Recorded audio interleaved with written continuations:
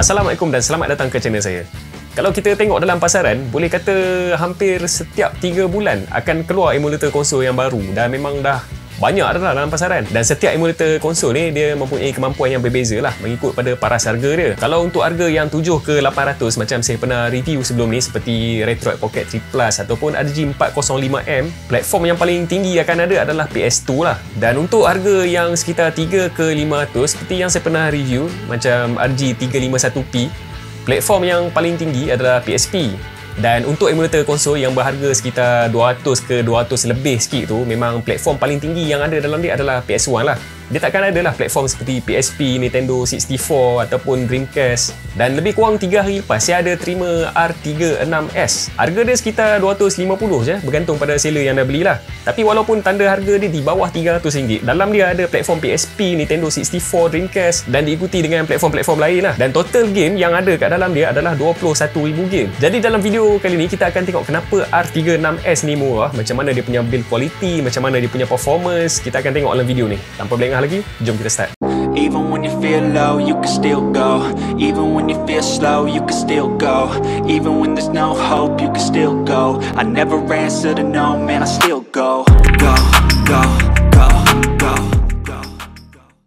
Okey, R36S ni dia sebenarnya dia adalah upgrade version daripada R35S, yang mana sebelum ni R35S ni memang dia ada beberapa masalah lah. Masa tu ramai pengguna komplain benda yang paling utama sekali adalah D-pad dia, yang mana D-pad dia masa R35S tu kedudukan D-pad di bawah sekali dan nak guna tu memang sangat susah lah. Dan saiz R35S tu dia lebih kecil sikit daripada ni, dan tak lama lepas tu, lebih kurang dalam 3 bulan macam tu lah, dia keluarkan R36S dan dia ubah kedudukan D-pad di atas dan analog stick di bawah. Kemudian dia panjangkan sikit saiz konsol ni mengikut kehendak pengguna. Jadi kalau anda nak beli, pastikan anda beli R36S bukan R35S, sebab R35S tu merupakan produk dia yang gagal. Tapi walaupun gagal, masih ada lagi jual kat dalam pasaran. Pastikan anda tak tersalah beli. Okey, pertama sekali R36S ni dia datang dengan 3 pilihan warna, iaitu warna putih, transparent black dan transparent purple. Warna yang paling tinggi permintaan adalah transparent purple. Kalau saya yang beli sendiri, saya akan ambil transparent purple sebab color transparent purple tu memang lagi cantik lah. Tapi disebabkan yang ni adalah review unik yang diorang hantar kepada saya, color apa pun diorang hantar, saya kena terima je lah. Okey, bila buka daripada kotak, selain daripada konsol, kita hanya dapat kabel pengecasan Type A ke Type C dan satu user manual.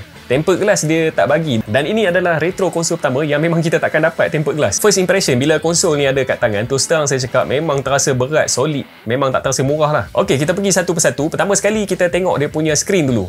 Screen dia bersaiz 3.5 inci, jenis IPS panel, resolution 640x480 dengan aspect ratio 4:3. Button dia pula adalah jenis rubber membrane dan dia punya start, select dan function button dia adalah jenis clicky yang sedikit keras. Di bahagian tengah dia ada satu mono speaker. Dia punya analog stick sama macam Nintendo Switch punya analog stick. Di bahagian tepi dia ada volume button jenis flat. Kalau tak ada kuku memang susah sikit lah nak tekan. Dan di sebelah kanan dia ada satu slot micro SD card. Dan micro SD card di sebelah kanan ni adalah tempat terletaknya dia punya operating system. Jadi kalau kita nak custom dia punya operating system ni adalah di sebelah kanan lah. Di sebelah kiri pula ada satu power button, satu reset button dan satu lagi slot micro SD card. Dan slot micro SD card di sebelah sini terletak ke semua game. Di bahagian bawah terdapat 2 port USB Type-C dan satu lubang headphone jack. Balik di bahagian belakang terdapat 4 trigger button dia, dan trigger button dia kalau kita tekan dia rasa sedikit keras dan bunyinya agak bising. Tak adalah melampau sangat bunyi bising dia, tapi kalau waktu tengah-tengah malam, tengah sunyi kita tekan memang agak mengganggu lah. Bawah daripada trigger button dia ada penutup bateri, dan bateri dia adalah jenis removable, dan bateri dia berkapasiti 3500 mAh. Dari segi spek dalaman, R36S ni menggunakan chipset Rockchip RK33326 dengan 1GB RAM. R36S ni menggunakan Linux operating system jenis ArcOS. Di dalam dia terdapat 22 platform game dan jumlah game untuk setiap platform seperti yang tertera.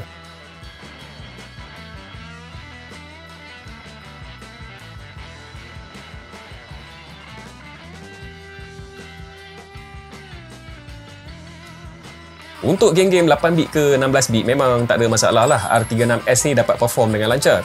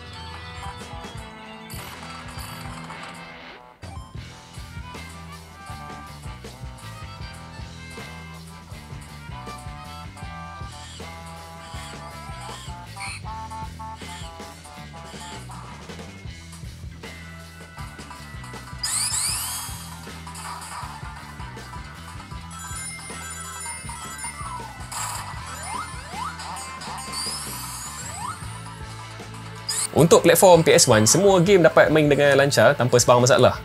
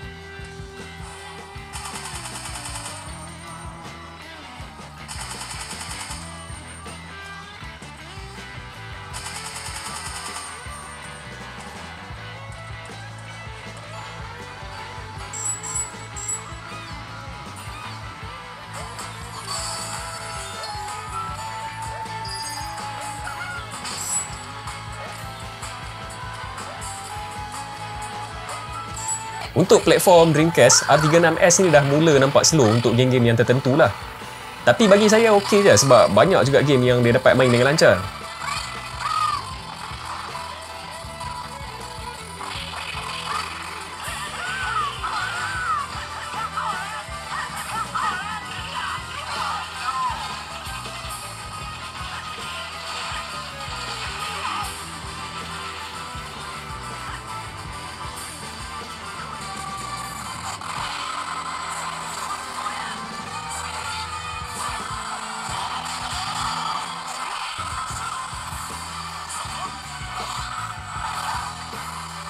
Untuk PSP sama macam Dreamcast, ada game yang jadi slow tapi banyak juga game yang dapat main dengan lancar lah pada setting yang rendah.